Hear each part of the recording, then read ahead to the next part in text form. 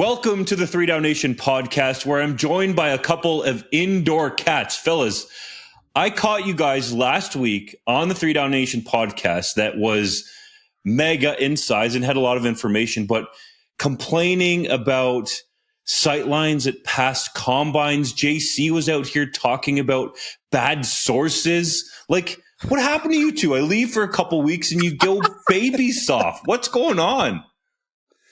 Well, you call this a couple of indoor cats and going out in the outdoors to cover a combine in the freezing cold, I guess. Yeah, maybe the West Coast softy rubbed off on me a little bit. JC, what do you have to say for yourself? Hey, I would be pretty grizzled if I had to endure Winnipeg, both visually and weather-wise, all the time like Hodge. So hopefully I could give him a little warming up in a number of levels. Hodge has navigated this deep freeze of a winter in Manitoba with a bald head, JC. I don't know how he does it. Well, I mean, the toques, probably, or it's the toques. The do-rags or whatever he's They're got more like on. Beanie caps.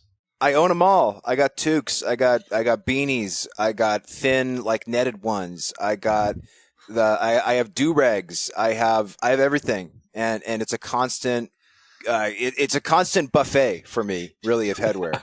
I will also say we're going up to 15 this weekend, JC. So you just missed out on the good weather. Wow. We're actually getting a real spring here soon in the province of Manitoba. I can't wait. That's actually better than it is outside right now in BC. So, oh, sorry. Can you say that again? I didn't hear that actually. Can you say it again? Say it one more time. I didn't hear. Hodge, you need a 3 Down Nation bandana, but in all seriousness, I do. You guys did a wonderful job of covering the CFL Combine. Your detail and preparation and commitment to covering these Canadian prospects is, dare I say, second to none, other than our well-respected colleague Dwayne Ford at TSN. So kudos to you. There was a lot of great information in that podcast, as much as we're just having a little bit of fun and joking around for those who want to partake and not complain about us, laughing from time to time. We have fun here. That's the point. It's sports media. Let's have some fun. All right, boys. Today we're discussing an exciting pro day for a pair of University of British Columbia offensive linemen. Football Canada making a new executive hire. Touchdown Pacific selling out in record time. Samuel Himmelis inking a new contract extension with the Riders. The passing of legendary CFL executive Jim Hopson. But first, the Saskatchewan Roughriders have added Canadian receiver Chase Claypool to the team's negotiation list, which gives the Riders his exclusive CFL rights. The 2020 second-round NFL draft pick is currently a free agent down south. Could Mapletron ever come to the CFL? I had a couple of people describe his chances to me of coming to the Canadian Football League as minimal or next to none, and I think that's where they ultimately stand. Guys, I got to be honest, when I saw a tweet, I forget the exact account, but from a NFL-focused X or Twitter account, I actually thought, I should probably check on this. But then I was like, no, because sometimes when I do that, I get laughed at by the people I check with within the league. But sure enough, it turns out the Rough Riders actually added Claypool to the neg list. For the uninitiated, it's not the first time Claypool's name has been on a CFL negotiation list. Ed Hervey, when he was the GM of the BC Lions, put Claypool on. Actually, I believe it was just after he got drafted into the NFL by the Pittsburgh Steelers for a little while. So I think a couple of the biggest things to understand here is names come on and off the list all the time. Sometimes teams do it for reasons just to get their brand out there. And now if anyone Googles Chase Claypool, there's a chance the Rough Riders logo comes out there, so it could potentially get viewed. And other times they do it because, even if there's a long shot chance that a player could come up here, a la, let's say, a Johnny Manziel, no one ever thought that would happen. He was a first-round NFL draft pick, that you hold on to his rights, though it does take up one of the 45 spots on your exclusive negotiation list. So we'll see how long this lasts. 3 Down Nation will definitely monitor to see if Claypool is on this Rough Riders neg list for the long term. I know JC is going to talk about Chase Claypool's harrowing NFL career. So I will use my time here to talk about how unbelievably it was, from an entertainment perspective, to see all of these American outlets of like varying levels of legitimacy report on this news after our report came out, and then Pro Football Talk picked up on it, because especially after Pro Football Talk picks up on it, everybody's picking up on it. And I saw people reporting that Chase Claypool is going to the CFL. And it's like, no, that's not what this means. He's just been added to a negotiation list. And my favorite tweet to one of these, so you know, a publication puts out a tweet, something Chase Claypool CFL. My favorite tweet was a reply from somebody who I assume is American, which said, "Better hope you speak French, kid." Which I legitimately burst out laughing. My wife thought I was crazy, because it's like, yeah, first of all, this already Canadian player, because I don't think most NFL fans know that Chase Claypool is Canadian. It's like, he's already Canadian. Secondly, oh yeah, how will you ever manage in Regina, Saskatchewan without being fully fluent in French? Like, don't get me wrong, I'm sure there's French speakers in Regina. That's great. But I got by in Regina at Grey Cup just knowing English. So I think Chase Claypool could do the same. So anyways, that was the most entertaining thing for me to come out of this, was people who obviously have never covered the CFL before, don't understand what a negotiation list is, don't understand what it means, trying to get the wording correctly, trying to figure that out. And I will also say, as someone who's in the media, and you boys I think would experience this as well, we've all had to do this, right? We've all had to report on something that is a little bit outside of our wheelhouse of something that we typically do. And you've got to dot your I's and you got to cross your T's, and you got to maybe get in touch with friends you have in the media going, hey, is this accurate? I know when we have to do political stuff, which is every now and again, I have a good friend of mine who's in politics who I reach out to. When we have a legal thing, I reach out to my legal friend who's a lawyer, right? We have to do that type of sourcing. Evidently, some of these folks don't have those CFL connections. So next time you got a question, just DM 3 Down Nation. We'll set you right. And we'll also make sure that if you ever go to Regina, we'll hook you up with a French dictionary. Man, with all due respect, though, to our American viewers, listeners, and readers, I just hope that not everybody down there thinks that we live in the North Pole and build snow houses and still go out and hunt for our food every day in the bush. Like, this is not a country that is far away from you. We're right next door. Like, how do you not know these things? You think everybody in this country is bilingual, or that you have to speak French to get by? All due respect to those people that are bilingual. That's amazing. I wish I could be like that. But some of those comments, you know, I just don't understand where they come from. Well, I'll jump in really quick with, because I was the one who broke the story a couple years ago that Shaquille Griffin, the one-handed cornerback, formerly of the Seattle Seahawks, had been added to the neg list by the Hamilton Tiger Cats. And he very quickly quote tweeted the report saying it was not true. And I then DM'd with him, and he was very kind and respectful in the DMs. It was great communicating with him there. But I had egg on my face, because obviously I'm getting like barraged with comments, people being like, see, this is wrong. He's not good. It's like, that's not what this means. It does not. I'm not saying that he has signed with the Ticats. I'm saying they've added him to the exclusive negotiation list. So if he were to come to the CFL, they would hold his exclusive rights. Now, he did also say in the DMs that he wouldn't consider coming to Canada because it was too far. Now, he's living in Florida and played in the NFL in Seattle. And when I told him that actually Hamilton was closer to Florida than Seattle, I don't think he believed me, which is fine. I know that in America, they don't learn a lot about Canada, whereas in Canada in school, we do learn a lot about the United States. But the point is, yeah, that was the most entertaining part for me coming from this news is, I don't know. It was like, it was wild. It was fun. It's always amusing to see Americans deal with any news that is CFL related, particularly when it involves a notable name. But to me, the part of this story that is being overlooked, the fact that Chase Claypool's never coming to the CFL, I'd put the chances of that at less than 1%. I think this is a situation of fake news becoming reality. And as you alluded to, Dunk, sometimes teams will take one spot on that neg list, temporarily and use it to elevate their brand or to get some marketing work done. And I think that's exactly what happened here. This Twitter account, which was not a reputable news source, is some half news aggregator, half meme account, came up with a story that there was a competing bidding war for Claypool's services between the BC Lions and Saskatchewan Roughriders. This was not true at the time. It's not true now. Nobody from the Riders has reached out to Claypool at this stage. And they saw that. They saw the traction that it was getting online and thought, hey, this is not a bad idea to take a throwaway spot to get our name out there and to generate some attention, because he was placed on the neg list several days after that initial tweet came out. If you look at Claypool's career and the trajectory it's gone on, it's got worse every season.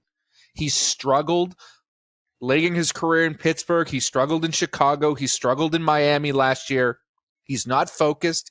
He's not dedicated right now. I wish him the best. I think there's still a little bit of NFL interest. Hopefully he can resurrect his career down south. But if you're a guy who can't motivate yourself for millions of dollars and doesn't appear to love the game that much, you are not going to come up here for 150,000 Canadian dollars and motivate yourself to do the same thing and put in the same level of work, because that's what's required to play in the CFL. You've got to love it, and you've got to love it for a lot less money. Chase Claypool does not appear to do that. And frankly, if his NFL opportunities dry up, I'm sure there's going to be opportunities for him in business or fashion or gaming or all the other things that he does off the field that'll be far more lucrative and will fill his well up far more than coming up to Canada to play for peanuts. He's earned over $8 million to date in his NFL career, fellas. That's USD, obviously. And if he's been smart with it, hopefully he's invested it or saved it, who knows what. But that money should last him for the rest of his life, and you wouldn't have to put your body on the line. I think that's the other part of the factor of this is when we talk about some of these name NFL players. And yes, Claypool's Canadian, but he also has a big name in the States because of what he did with the Steelers in that rookie season. 10 touchdowns in his first 10 games, fellas. That's almost unheard of.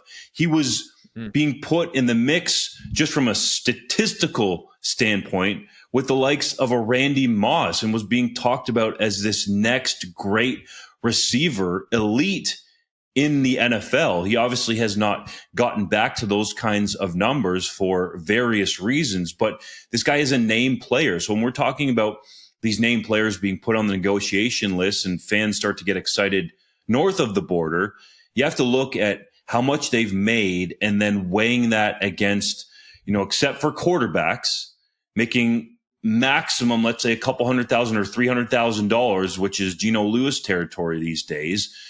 To put your body through that when you already have millions of dollars in the bank probably doesn't make sense when you could have some of these other off-field opportunities. It's a really intriguing story. It definitely created a lot of buzz. Full credit to Mike Florio at Pro Football Talk for linking to our article. He's done that through the years for a number of similar stories like this. And for the uninitiated, Lamar Jackson has been on a CFL negotiation list before. Russell Wilson has been on a negotiation list before. Tim Tebow. You can go on down the line of big name players that were on negotiation lists, but I think JC pegged it well. It's probably less than 1% chance that Claypool or some of these other bigger names ever come up here. But in the case of a Johnny Manziel, or when they do, it creates a lot of news and is obviously very interesting to see how they do a la Chad Johnson with the Montreal Alouettes. And for that $8 million, Dunk, just think he could buy like a modest house in Vancouver. That is that's a lot of money, right? That's a lot of money. 8 million USD. That he could even go grocery shopping after buying that house. That's a lot. So 100% kudos to him. Just once. He'd have to get the name brand or the store brand after that. But he could go name brand grocery shopping one time with what's left over from buying that house. So. I'd like you to tell your boy Griffin there, Hodge, that Vancouver is like 3-4 hour drive from Seattle. How close is it? It's I don't even 3 think, hours. It's 3 hours, about there. About 3.5. Like it's not that far away. Again, Mr. Griffin, it's not like you're going to the North Pole, my man. But anyways, no. JC, you got anything else left? Nah, I'm good on this. Let's move on. Legendary Saskatchewan Roughriders president and CEO Jim Hopson passed away on Tuesday at the age of 73 after a 3-year battle with colon cancer. Actually, we should make that Wednesday. How will you remember the Canadian Football Hall of Famer? Well, the news came out on Wednesday. He passed away on Tuesday. I'm not sure what time he passed away on Tuesday. It's possible it was late evening. But regardless, I mean, this is a huge loss. It's not one that was, I think, unanticipated, of course. We knew for several years now that Jim was battling a very serious illness. I believe it was diagnosed as stage 4. But regardless, I mean, Jim Hopson is a hero. Like, as far as I'm concerned, that word might sound a little bit hyperbolic, but, you know, before his tenure started as the first CEO and president full-time, at least in Saskatchewan Roughriders history, the Riders were an afterthought, right? The Riders were hosting telethons to keep the lights on. They were a perennial laughingstock when it came to a football perspective, and the team was nothing but, you go to the old busted down stadium and, you know, you'd buy a beer and you'd watch your team lose, and then you go home and you go, well, thank goodness Saskatchewan is a football team. And Jim was kind of the first one to come along and say, what if we were the best team in the CFL? And what if we were a marketing juggernaut? And what if we achieved new financial and economic highs never before thought possible? And he did it. Like, he literally did it. Like he came up with a crazy idea that no one else, at least to my knowledge at that point, had ever envisioned being a possibility. And within a few years, it became a reality. Like, I can remember as, you know, then a teenager on the prairies, like seeing rider gear in and around Manitoba. And it was from people who generally had family in Saskatchewan or were born in Saskatchewan and had moved or whatever. And this sense of rider pride, this sense of what Rider Nation was, suddenly was a brand new entity. And what that created was a massive windfall on the field as well. Obviously, this team only won 2 Grey Cups in close to 100 years before Jim Hopson became the CEO and president of the team. And then they won 2 in just his decade-long tenure. And they've obviously been close to winning more than that. And of course, arguably the best facility in the CFL in New Mosaic Stadium would not exist if it were not for the foundation that Jim Hopson had laid. So Jim Hopson, to me, thank goodness he got in the Hall of Fame while he was still with us, while he was still healthy in 2019. I commend the Riders for naming their auditorium at New Mosaic Stadium, naming it after him. It sucks, right, when people pass before maybe knowing how special and appreciated they were. I don't think that's the case with Jim. I think he knew exactly how much Rider Nation loved him, how much the team loved him, how much the province loved him.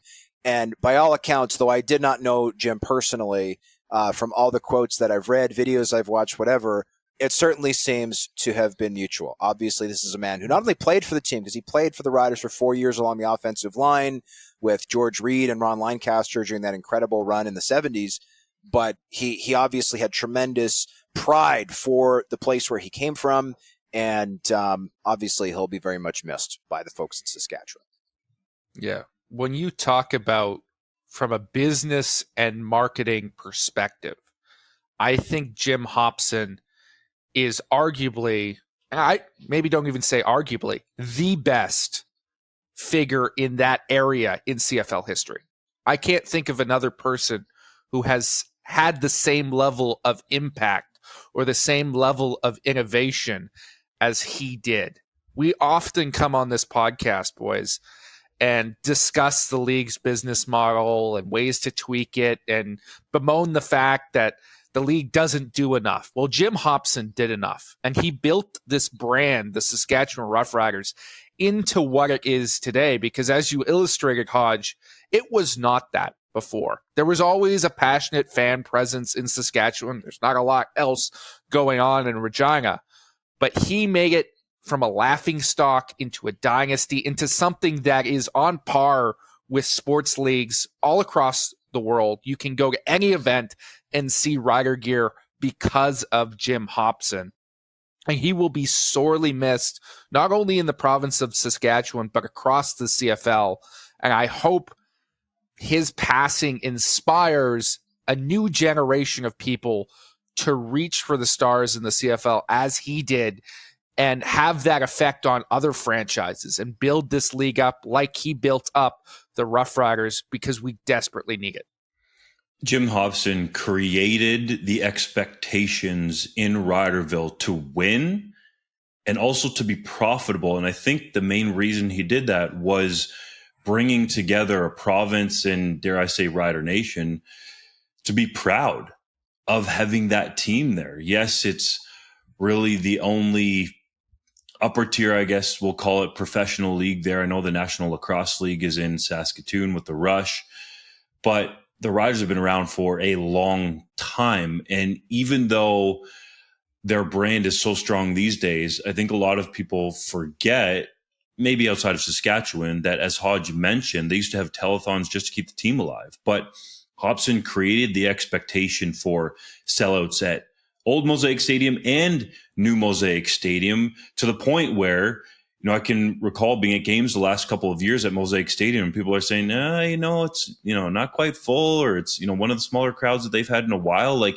that didn't used to be the case. And it also didn't used to be the case where this team had the expectations as an organization. I'm not talking about from a football standpoint, but as an organization and the fans, to be one that could be a contender from year to year, or at least was going to make their damn best effort to do so. And you can see that in the Grey Cups that the team won in 2007 and in 2013 at home on their home turf. That Grey Cup will never be forgotten in Rider Nation lore. And I think it's been a bit of a breeding ground. We've seen Craig Reynolds succeed Hopson in that role, and the team has been pretty good on the field in recent years, even though people would say, Craig Dickinson should have been gone a year earlier. Well, in 2019 and 2021, they went to the West Final. 2019, they were first in the West. And I think largely, if you look at this legacy that Hopson has left, I would view it as resetting the expectations in Rider Nation and bringing together those green and white fans to create something that's really special. And you guys have touched on this. You can go around the world. Like Corey Mace goes on vacation after being named the head coach of this team, some sunny destination down south, and sees Rough Rider fans in green. Like, it's unbelievable how strong this brand has become after Jim Hopson was there.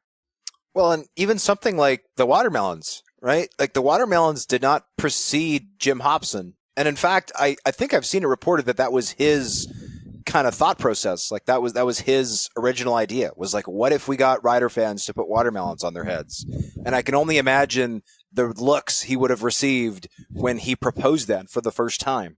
Like, literally, what are you talking about, Jim? We're just trying to sell some tickets. And he's like, no, what if we created an unbelievably cool and different and unique thing, like putting watermelons on your heads to support the Riders? And lo and behold, again, for an idea that probably sounded ridiculous at the start, it became an absolute iconic thing that we now take for granted. Like, oh yeah, like when you use an emoji on social media to represent the Riders, you put a watermelon, right? You see every game, there's people wearing watermelons on their heads, or they've got watermelon merch, right? There's unbelievable, right, things that we take for granted now. 20 years after the BC Lions have a game named after it. They have a game right? named the Watermelon after Smash game. The Watermelon Smash, which is another separate brilliant piece of marketing that stemmed from the original idea, right, from Jim Hopson. So again, I think it's incredible what he achieved, and I think we need more big thinkers, more visionaries like Jim Hopson in all facets of our society, right? Yes, not every idea is going to pay off in spades, but when it comes to marketing, when it comes to politics, when it comes to anything, having people who are not afraid to take a really, really big swing, I think, is a positive thing. And good for Jim, because of all the swings he took, a lot of them were home runs. JC, you attended the University of British Columbia's recent Pro Day starring offensive lineman Giovanni Manu and Theo Benedet. Which player impressed you the most, and do you think either or both could be selected by NFL teams in the draft later this month? Well, let's start off with the second part of your question, because I think there is a realistic possibility that both could get drafted, and I think it's a foregone conclusion that both sign NFL contracts at the end of this NFL draft cycle. Both are incredibly impressive athletes, and the scouts in attendance, all 16 teams. There was also, the offensive coordinator of the Indianapolis Colts, Jim Bob Cougar, who made the trip up from the University of Washington Pro Day, another Dallas Cowboys tight ends coach. Like, there was some bigger names that made the trip that don't typically attend a Canadian Pro Day when they happen every other year or every 3 years to check out these guys. And universally, they all agreed that they are NFL caliber players, right? They may be on that fringe of drafted or undrafted, but they are people that these scouts are going to be in draft meetings pounding the table for, saying, hey, instead of taking the guy that's got a spotty college career at a college we recognize, let's go out and take a shot at these kids from UBC who have insane measurables, because they do. They are special athletes. You talk about Theo Benedet, 6'7", 295 pounds. Should be noted, he was a little bit down on his weight. He had battled illness the week before. He was also running on a bad ankle, but a 34.5-inch vertical. That is simply ridiculous as an offensive lineman. And, a 1.77 10-yard split with a 5.14 40, that's really impressive. And then you look at Giovanni Manu, who I would argue is not as good a player right now as Theo Benedet, but then you watch him running. He's 6'7", 352 pounds, gentlemen, and he runs an official 5.03 second 40-yard dash. Are you kidding me? I was standing in the line directly with all the scouts as this happened. There are some people who clocked him as low as 4.96 at 352 pounds.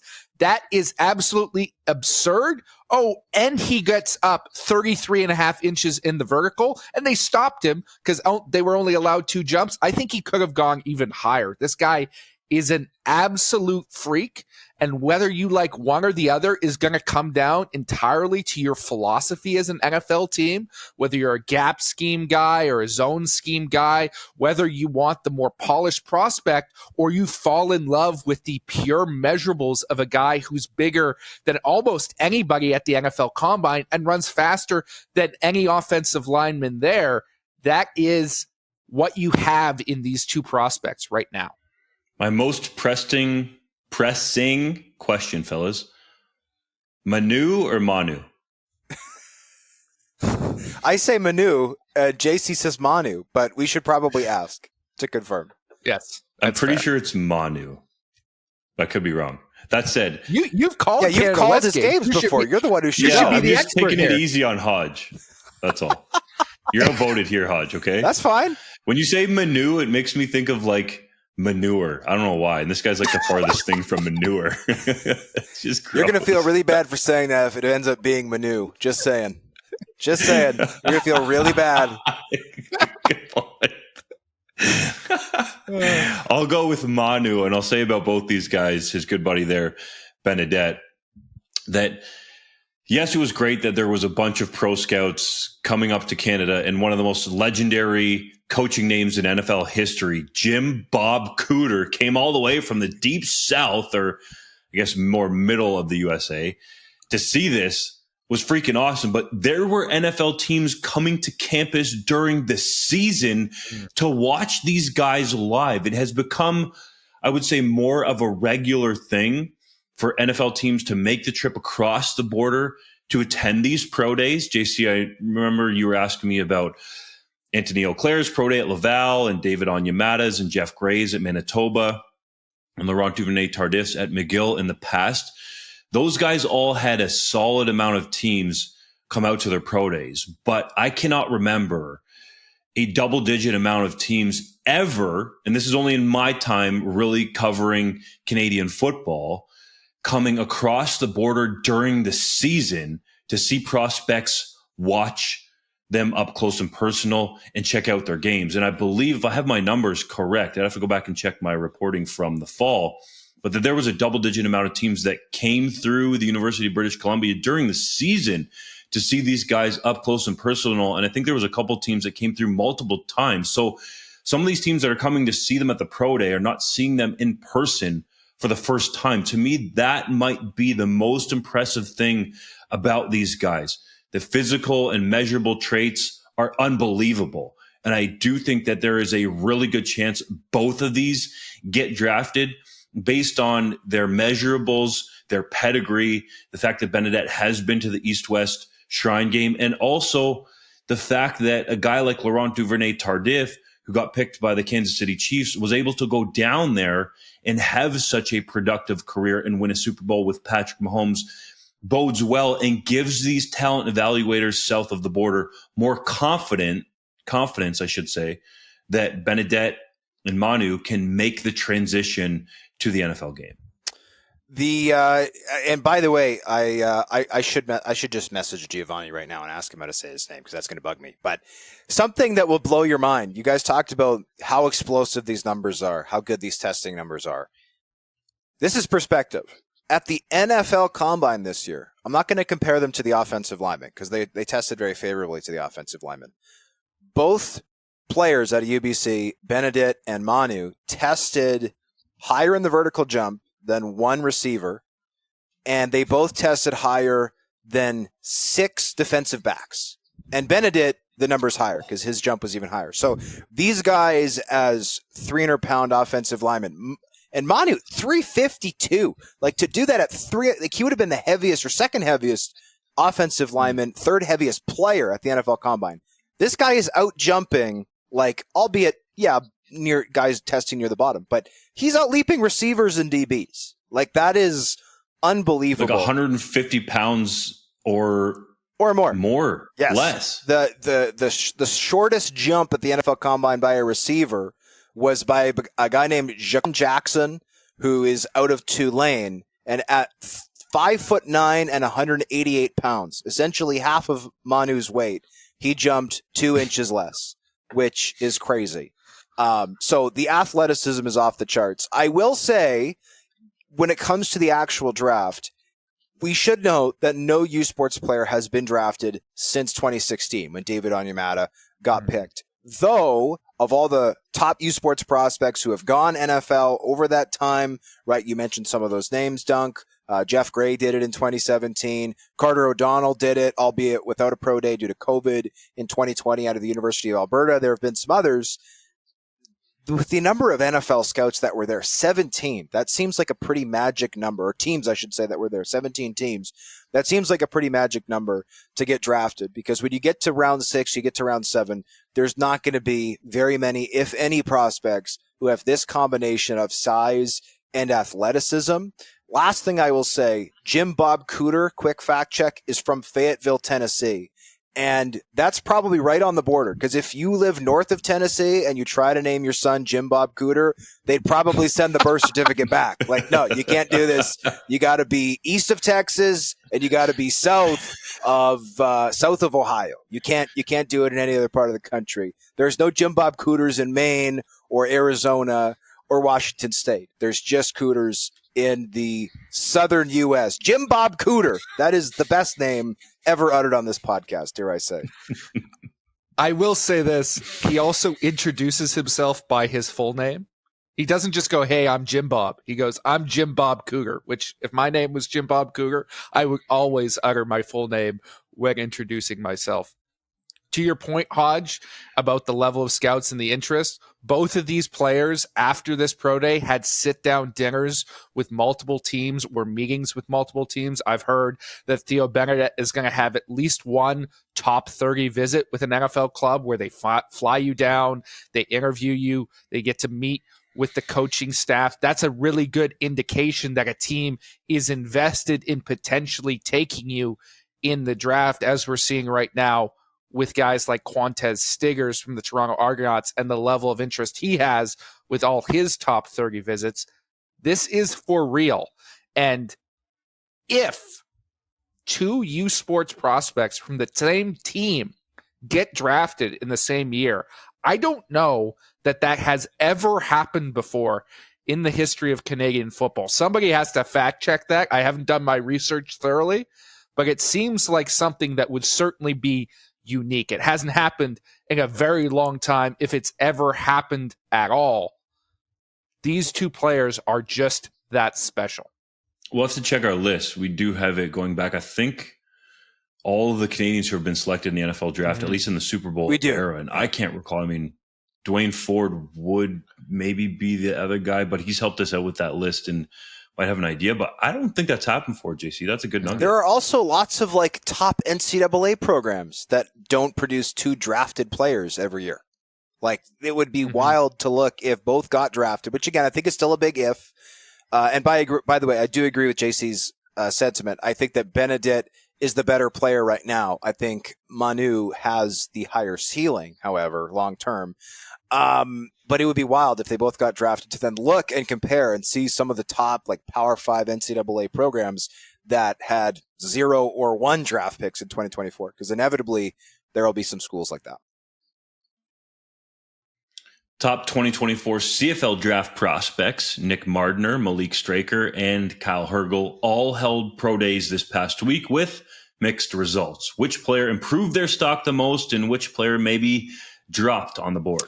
Well, I think the player who probably rose the most was Kyle Hergel. I think a lot of people were expecting him to do some amazing things. Going into his senior year, he made Bruce Feldman's Freaks List, which is an annual list that comes out in August of college athletes who could do freaky things, as having a 34-inch vertical. He did jump slightly less than that at the Boston College Pro Day, but at 6'3", 302, he verted 33 inches, which, by the way, is still higher than Jaquan Jackson out of Tulane, the same receiver who apparently I'm just hating on today because I still got that up in front of me from the NFL Combine. But the point is, Kyle Hergel, I mean, he's a 5-year starter. He has excelled at every step of this process. He started off at the FCS level at North Dakota, where he was a teammate, by the way, of current Winnipeg Blue Bombers Brady Oliveira and Evan Holm, who was an all-star at halfback this past season. He transferred to Texas State, where, again, he was 2-time all-conference as a teammate of Liam Dobson, who he's still very good friends with, guy who's probably going to be a starter at guard for the Winnipeg Blue Bombers this season. And then he transferred to finish at Boston College. And he's a little bit older. He's 24, but a lot of prospects at this juncture with the added year from COVID are a little bit older than most years. Certainly, I think he's going to get an NFL shot at center. The question is, how long does he stick? But he, to me, did everything he needed to do. He did 30 on the bench. I've since talked to him because if you watch the video of him doing the bench, it's clear he probably could have done more. He simply decided to stop there at 30 because that was his goal. But when I asked him, how many could you have done? He said, I probably could have done 35 to 37, but I'm just kind of saving my shoulders and going from there. So he put up a monster number. He could have put up an even bigger number. The player who I think was disappointing out of the ones that you mentioned was linebacker Malik Straker out of Arkansas State. He is a true tweener, a linebacker DB hybrid. If you were to compare him to some current CFL guys, he's a little smaller than Adam O'Clair, who's kind of found a home at will. He's about the same size as Retta Cramdy, the strong side linebacker in Winnipeg out of the Université de Montréal-Carabin. That's as good as my French gets, which is why I'll never go back to Regina. I don't want to run into that language barrier. But Straker at 5'10", 202, only ran a 4.82. That's really going to hurt his chances of playing safety at the CFL level. And his change of direction scores in the 3-cone and the shuttle were also worse than just about every linebacker who attended the CFL Combine. His other testing was great. He put up 21 on the bench, which is fantastic.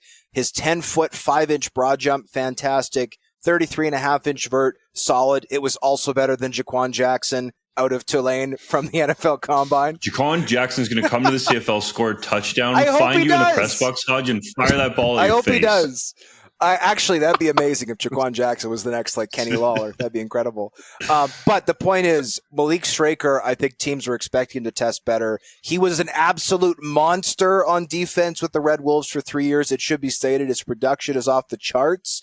The question is, does the athleticism impress scouts enough to say, yeah, that's going to translate to the CFL level, no problem? Or are they going to say, hold on, is it possible that this guy is a great, great college player, who's maybe going to struggle to transition to the professional level. I'm curious to see how that plays out.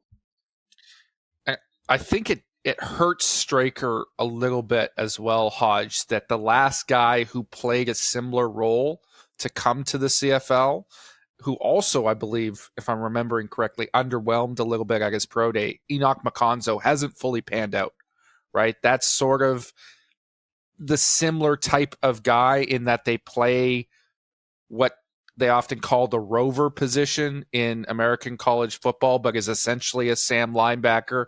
That's their projection to the next level. And McConzo, who I was really high on coming out in that year's draft and went 4th overall, and Edmonton had big plans for him, hasn't really looked like the same player. And here you have Malik Straker, who potentially projects to a similar role. Testing like this, you begin to wonder, could there be a similar path? Hergel, he's in another category unto himself. I think it's a travesty if he doesn't stick in the NFL personally, because he is that good as a player. I have him above Theo Benedet in my offensive line rankings and just below Isaiah Adams, who's going to be a day 2 pick. He's an exceptional player. So I won't beat that drum too much, but I will touch on Nick Mardner, who for me, I know there's been some different reporting on the numbers. Draft Scout has slightly different numbers than what Hodge you put out there. But to me, they were just a little bit underwhelming. I mean, he's 6'6", a true 6'6". I don't know that we've ever seen it in the CFL, but the numbers I've seen indicate he ran 4.6-ish in the 40. That's not overly fast. And his change of direction numbers weren't very good either. Much like Malik Straker, I still like him as a prospect, but with some of the questions he's had over the last 2 years, not producing very much, bouncing from school to school since he left Hawaii, I think that completely takes him out of the running for the NFL. He's going to be a guy who goes in the first round of the CFL draft, but I think may take a couple years to adjust. I comp him to Justin McInnis, who had similar measurables coming out, was 2 inches shorter at Arkansas State, but had a little bit longer arms to compensate for that. He's turned into a really good player for the BC Lions, but it took him some time to get there. Nick Mardner might be the type of guy who's like that people have high expectations for coming in year 1 as a rookie and actually doesn't start producing at that level until year 3 or year 4. Mardner, I think, has the upside to be a potential beast in the slot in the CFL. And you talk about questions about bouncing from school to school or football team to football team. And I think of Rashawn Simon is a guy that, did not come through in terms of what people thought he could be, but ended up being, I believe it was a 2nd round draft pick, right, Hodge? That's by Winnipeg? correct. Yep.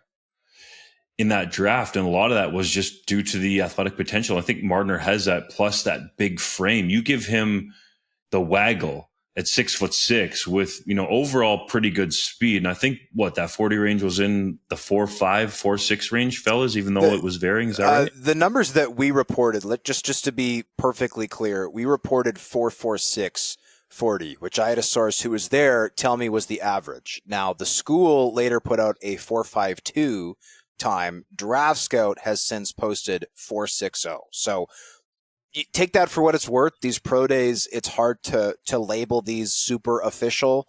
A little different in like the vertical jump, the broad, and the bench press, which obviously are really easy to quantify.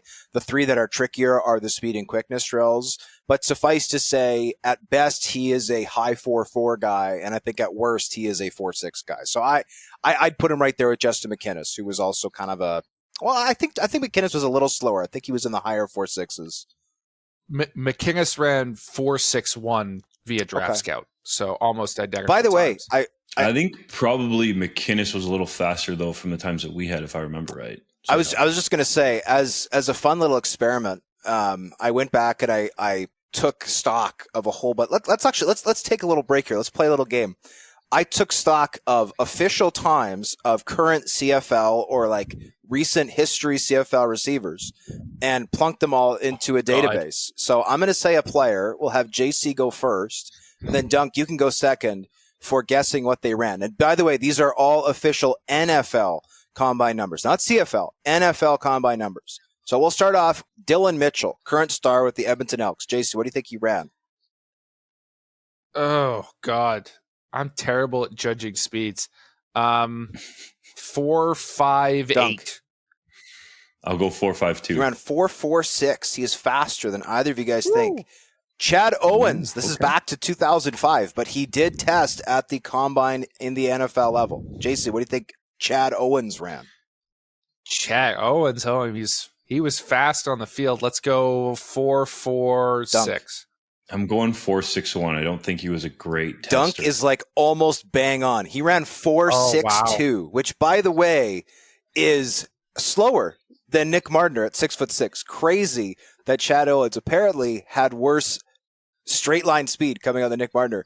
Here's an interesting one. DeMonte Coxey, current star for the Toronto Argonauts. JC. We were talking about this. I think you know this one. He's not very fat. I don't know it spot on, but he's in the 4.6s, isn't he? Let's go 4.66. That was my initial thought, but something makes me think that he maybe just slipped into the 4.5, so I'll go 4.59. At the NFL Combine, DeMonte Coxey ran 4.77, which is awful. Ooh. And yet, he's finding a way to get behind CFL defenses. We'll do one more round, but we could bring this game back next week if people like it. Adarius Bowman, NFL Combine in 2008. Let's let Dunk go first this time. Dunk, give us a time for Adarius Bowman out of Oklahoma State. This one's tricky because he's a long strider. Honestly, my first thought is somewhere in the 4.8 range, but then I'm like, no, that can't be possible. I'll say 4.78. JC? I'm gonna go. I was also thinking 4.8 range because of the way he played, and I saw a twitch in Hodge's eyeball. I'm watching you when you said 4.8, so I'm gonna go 4.82 as his number. The answer is 4.74. So the twitch in my eye was misread by you, my friend. But the point is, it's really interesting to go back and look at some of these numbers because some of these numbers are insanely impressive for guys who maybe didn't produce like crazy in the CFL. And some of them, frankly, are bad.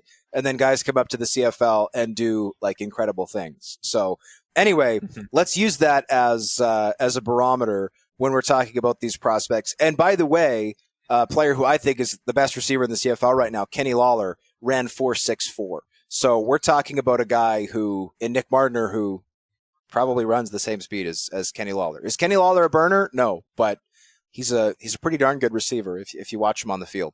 Anyway.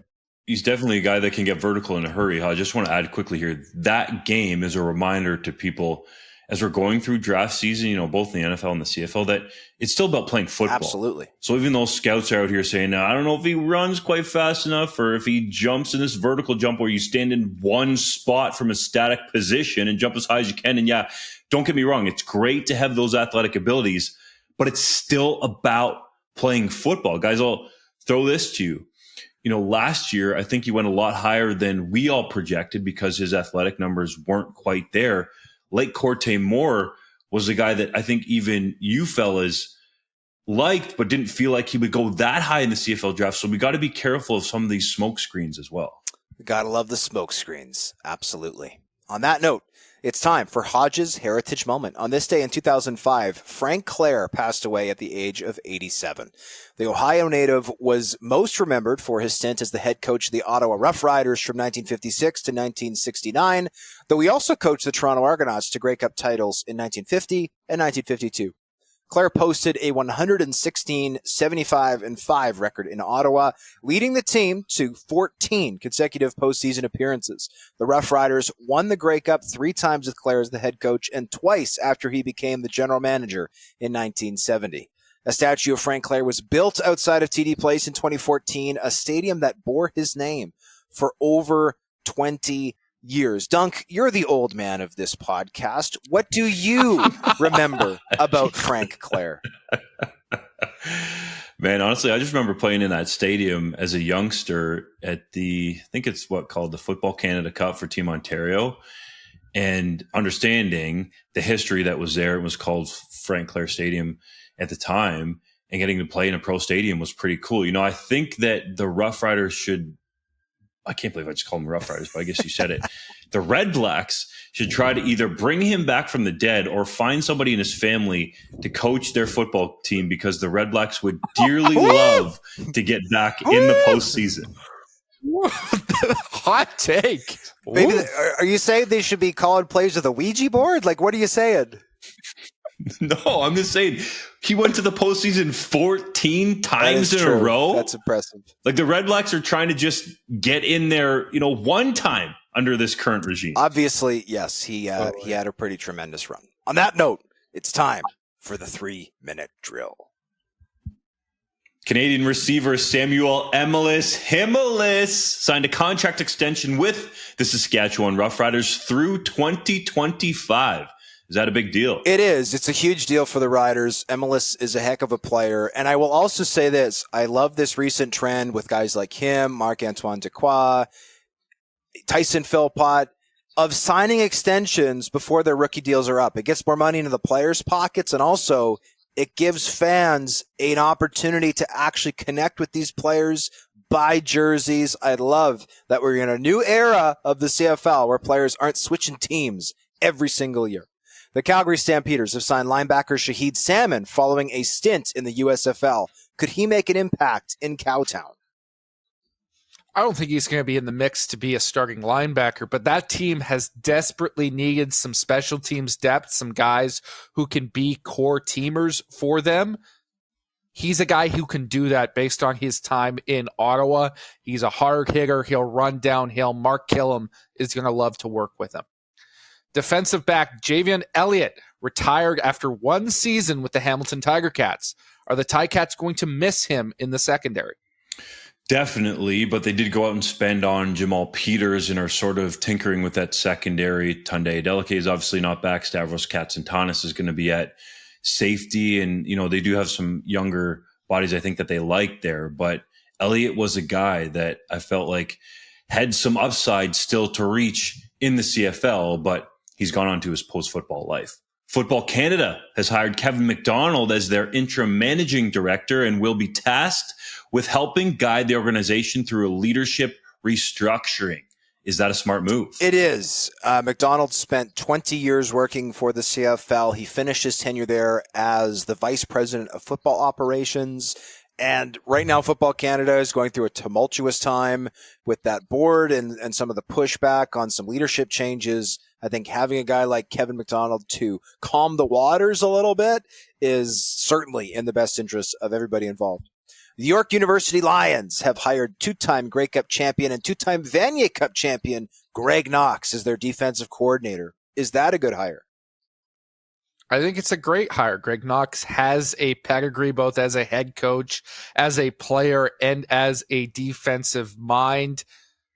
York it's gonna take a lot for York to be relevant again in the OUA. Let's be frank, but I've liked some of the early moves that head coach Dexter Janke has come in and made. I've liked some of his player additions as well coming out of the CJFL ranks. Hopefully they're going to start trending in the right direction next season. 8 CFL players have received a firefighting scholarship through the CFL Players Association. Dunk, do you think you'd have what it takes to be a firefighter? Bruh, without question. How are you even putting a question mark at the end of that? Are you kidding me? The only thing that I would be terrible at, which is obviously a major part of this, is anytime I see blood, I pretty much pass out instantly. So I would need somebody on my crew that knows that. Dude, that's I like know half this. the job. No, it's not half the job. Most of it's fighting fires and stuff. No, it's not. They're the first responders to everything an ambulance goes to. I know, but I'll let somebody else deal with those ones, and then I'll take the lead on the non-bloody calls. Fire don't bleed, I'm JC. saying this. Fire don't bleed. Yes, exactly. But in all seriousness, Doug, I think you would also have serious problems with what those big old helmets would do to your hair. Because I know how you are when your hair is not perfectly on point. That would be a serious obstacle, my friend. Serious obstacle. Oh, and if his eyebrows got singed off, we would never hear the end of it. Nobody wants to see that. 3 Down Nation contributor Santino Filoso released his picks for the Ottawa Red Blacks all-decade team. Are there any, though, that he got wrong. All that matters is he got the right center, which is John Gott, my brother from another mother. I say because we have often said that, or it's often been said that we look very much alike. I used to get that with... Is that only for one reason, though? Because he chugged a beer? No, I think it's because we just genuinely have a strong resemblance. But... No, I mean that he got picked to the team. Oh, no, he was like an all-star center, right? He was like an original Red-Black. They traded for him, and he helped them win a Grey Cup. I think he was a legitimate... What do you think, he stunk? No. Yeah, okay. I'm just saying. We had to bring up the beer chugging well, of course. somehow. And I will say that probably helped his iconicism in the nation's capital, but I think he was a good player regardless. Touchdown Pacific, this year's neutral site CFL game in Victoria, sold out in less than an hour. Did you manage to snag a ticket, JC?